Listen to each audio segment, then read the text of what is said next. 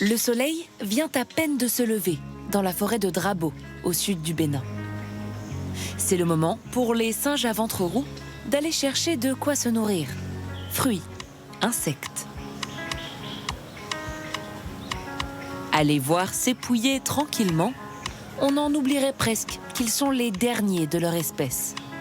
Les scientifiques les pensaient même complètement disparus, jusqu'à ce qu'ils retrouvent quelques individus, avec leurs barbichettes et leur ventre aux teintes orangées. Ils les ont installés dans cette forêt, créée de toutes pièces, pour eux. Louis participe à cette aventure depuis le premier jour. Nous sommes arrivés dans le village ici en 1995, avec le grand tabla qui nous a attirés à venir dans le village. C'est cet arbre de 200 ans, 38 mètres de haut, qui a convaincu les scientifiques d'installer ici la réserve. Regardez cette photo, prise en 1998. Même arbre, mais tout autour, rien que des champs. Toutes les terres étaient exploitées.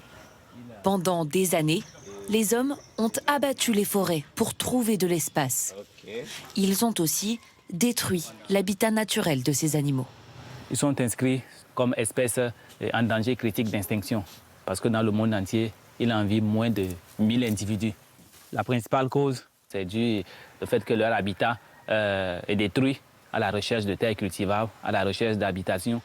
Pour créer cette réserve, un scientifique suisse a racheté les terres aux agriculteurs. Grâce aux plantations de ses équipes, mais aussi aux singes qui dispersent les graines, la forêt de Drabo s'étend désormais sur 14 hectares. Aujourd'hui, ces singes vivent presque exclusivement dans les forêts classées comme celle-ci. Un environnement qui leur permet de se reproduire. Ici, ils étaient 12 il y a 30 ans. Ils sont aujourd'hui 52. Le mâle dominant ici, il est posé sur un arbre, donc il est en train de contrôler son territoire. Et de notre visite dans la réserve, il ne perd pas une miette. Ils sont curieux. Ils nous suivent quand on avance dans la forêt.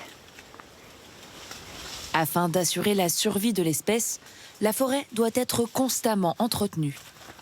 On enlève les lianes tout autour pour les empêcher d'étouffer la plante.